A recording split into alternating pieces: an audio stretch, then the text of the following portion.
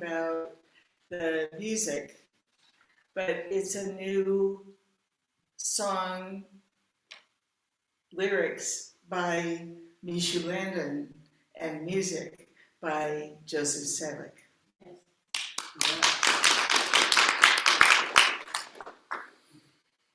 We are so blessed in so many extraordinary ways. And that song about spring, these little snapshots of all of these things that happen right at the beginning of spring that are every time there's such a surprise. You've heard me mention before that we have these little flowers in our walkway that we did nothing to put there. They're all little gifts from the birds that have come by and decided that we needed a lupin right there, or a daffodil, or an iris.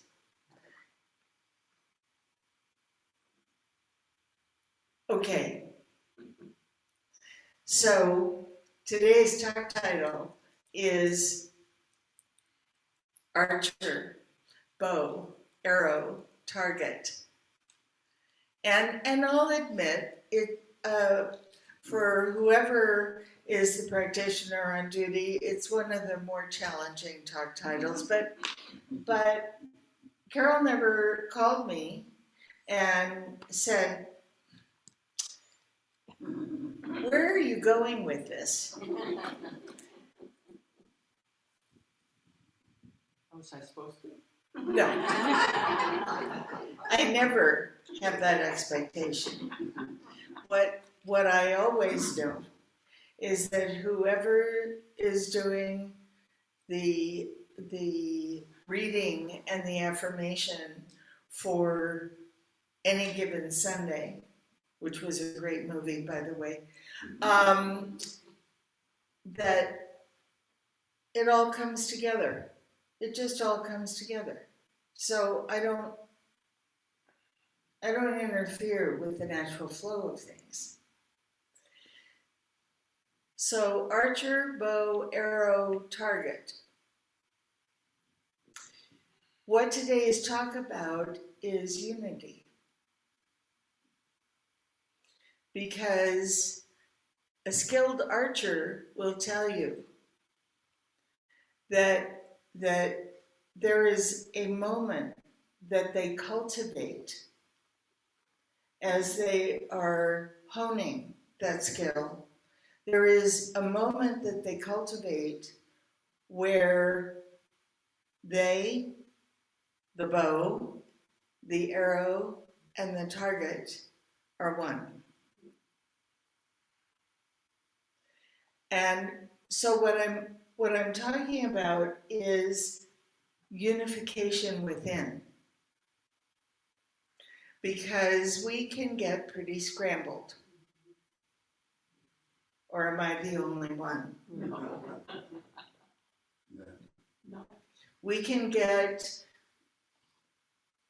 kind of derailed from what we mean to be thinking about, what we mean to be working on, what we mean to be focused on.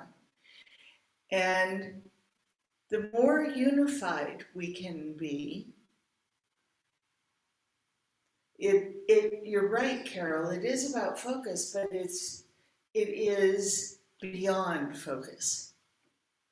It's a feeling of seamlessness that is available. And those of you that paint, those of you that create music, those of you who are in any of the arts, those of you that work with glass, there is, I know enough of you to know, and enough about what you do to know, that there are times when you lose yourself in the creation. And that is exactly what happens between the archer and the target. The archer doesn't necessarily close their eyes, although they could, because they are one with the target. And we tend to compartmentalize things, at least some of us, tend to compartmentalize things and miss the opportunity to see their correlation to each other and how much easier something might be. Hi, Facebook. Hi, Zoom. See how much easier something might be if we gave our thoughts of separation over to unification, where we were willing to be the target, we were willing to be the arrow, we were willing to be the bow, not just willing to be the archer who was holding the bow and pulling it back so that the arrow would go on its journey. And we have the ability to do that if we are willing, or as we are willing, to give ourselves over to the potential of unifying with whatever it is that we are doing. It can be planting flowers. It can be driving on the freeway. That's a really good time to do it. It can be anything that we do, anything that we engage in. If we're watching a really good film, some people still watch movies, right? If we're watching a really good film, at least for me, I find it part of what makes it good, part of what makes me feel that it's good, is because I lose myself in it. I'm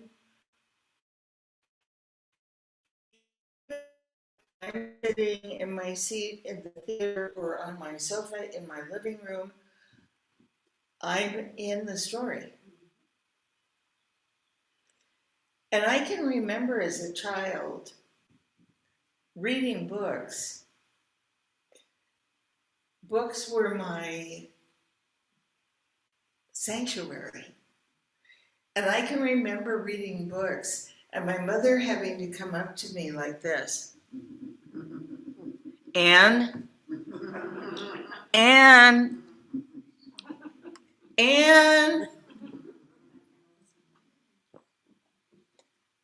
because she would be calling me and I wouldn't hear her. And we lived in a little tiny house. So it wasn't because from upstairs, in our mansion, I couldn't hear her.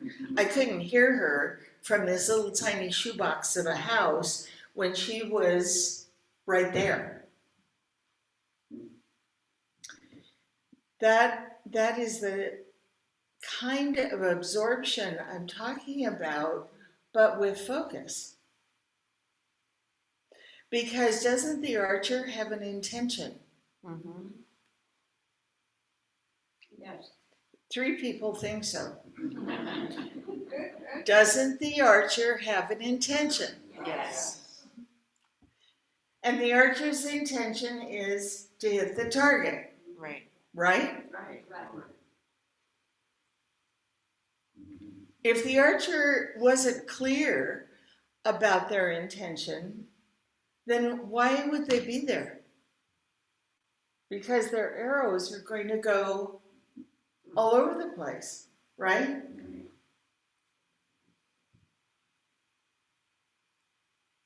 And sometimes we feel that that's what happens with our attention, is because we aren't clear about our intention. And so our attention, again, I'm sure this only happens to me, but our attention may be, I'm going to take care of this right now. And then I start to take care of that. And in that taking care of, I discover something that if I took care of it right this minute, then I could get that off my to-do list. So then off I go. Because there's no end to the discovery of other things I could be doing.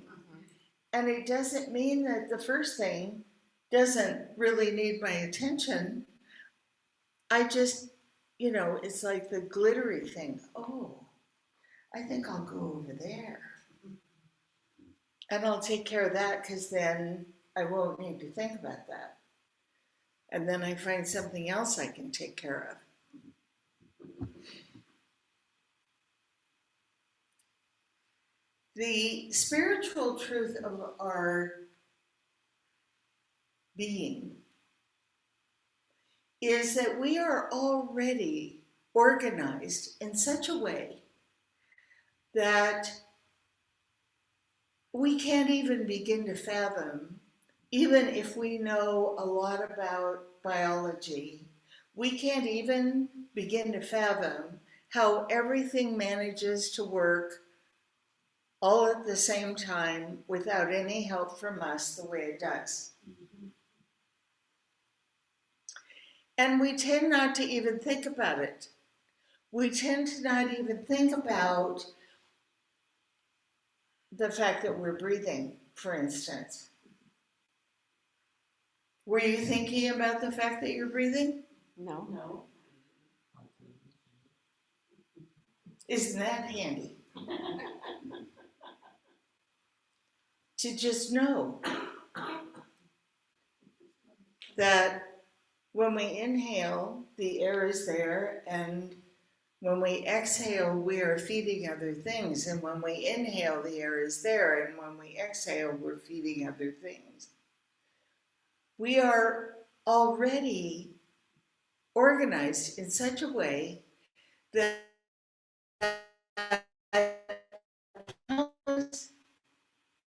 events that happen in our system without any help from us. And the same is true of the universe. Countless events that happen without any help from a human being.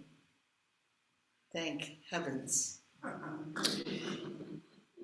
Well, sometimes we like to mess where we shouldn't be messing.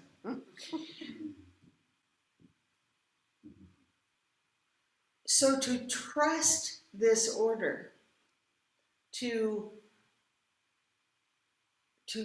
just take the opportunity to see what it's like to align with this natural order that is how we would operate if we weren't thinking otherwise,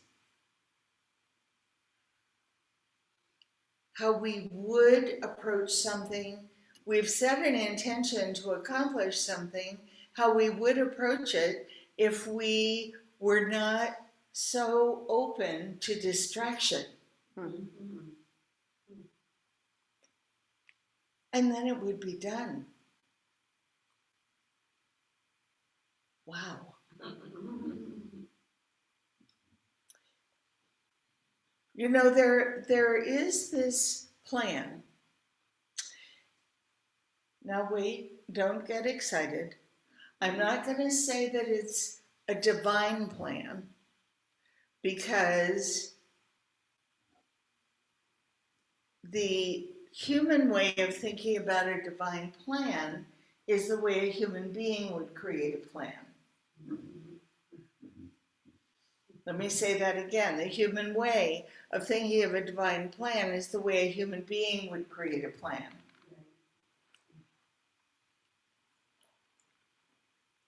The divine plan, the universal plan, the spiritual plan is for perfect order to be revealing itself all the time. And even though we may look around us right now and think that that's not happening, I guarantee you that there is a place beyond where we can see that it is happening, and it is happening within each of us. Amen. So we don't have to go to the ethers to find divine order. All we have to do is look within. Because that's where it all begins. Yeah. If we can't find it here, we can look all we want. And there will always be a flaw. There will always be a dissatisfaction. There will always be something missing because we're looking with human eyes.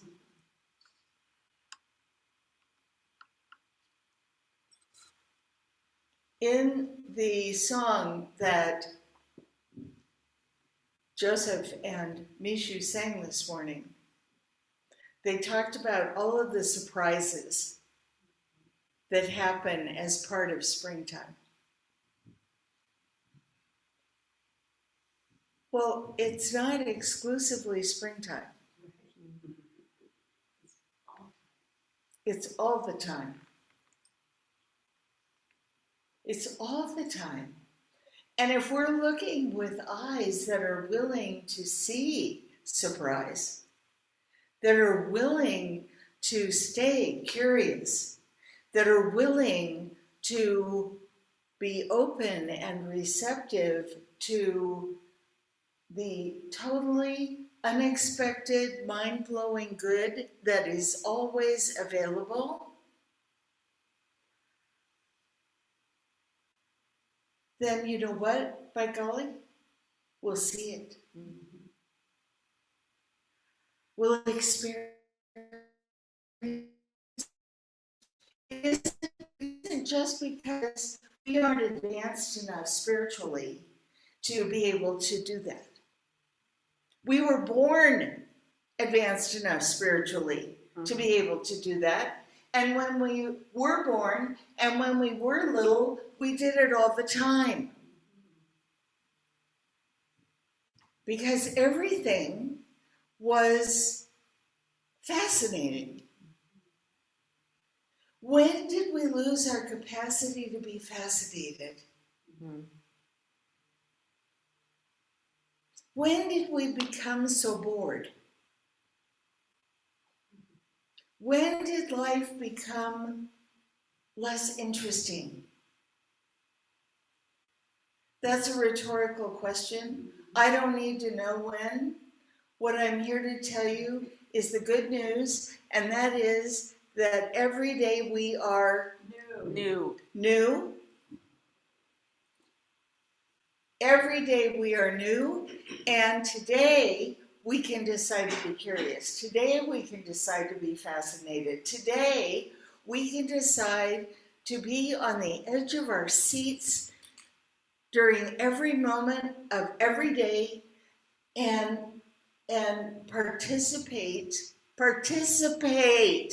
not wait for it.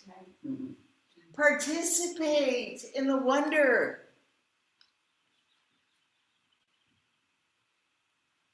Nobody in this room I know, but we know people who will wait forever for someone else to make it happen. For someone else to fix whatever they judge as broken. For someone else to make life interesting, for someone else to make life fascinating, for someone else to give them permission to be in life differently, for someone else to bring them an experience of life that is delicious. They'll wait. And they will always be waiting. And they will always be waiting. And one of the things about that feeling of waiting is that it brings disappointment, doesn't it? Yes. Because everything starts to feel hard and kind of worthless, and we are surrounded 24/7 by the most astonishing things that are so far beyond our understanding even. We're surrounded 24/7. We live at the heart of this universe that never stops creating something new. And we get bored.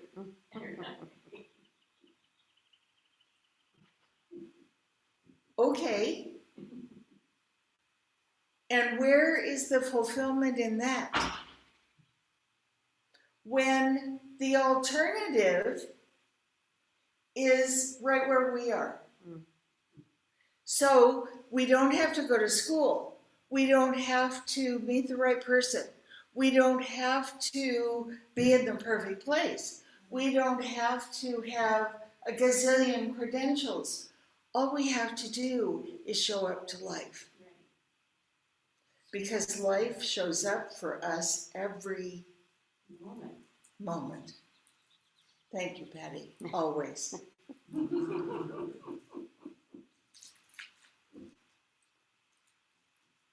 And since life shows up for us and as us and through us every moment, we have the opportunity to have, whenever we choose, the experience of inner unification that I spoke of at the beginning. The bow, the arrow, and the target, all being one. And that brings such inner peace. That brings such inner peace. It brings a stillness. So feelings of, what should I be doing now? And shouldn't I be doing something else? And shouldn't I be somewhere else? And all of the confusion that we invite into our experience can be invited out. We can just decide, as I said during the pre-service meditation this morning, we can just decide to leave it in the library. It'll be there if we want to go back and find it at any time. And we can just leave it there and not have it as an issue anymore.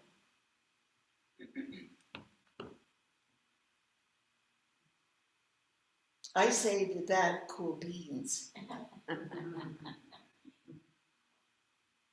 Because being so present in life that we don't miss a second, that we don't miss an opportunity to look in a loved one's eyes and embrace every breath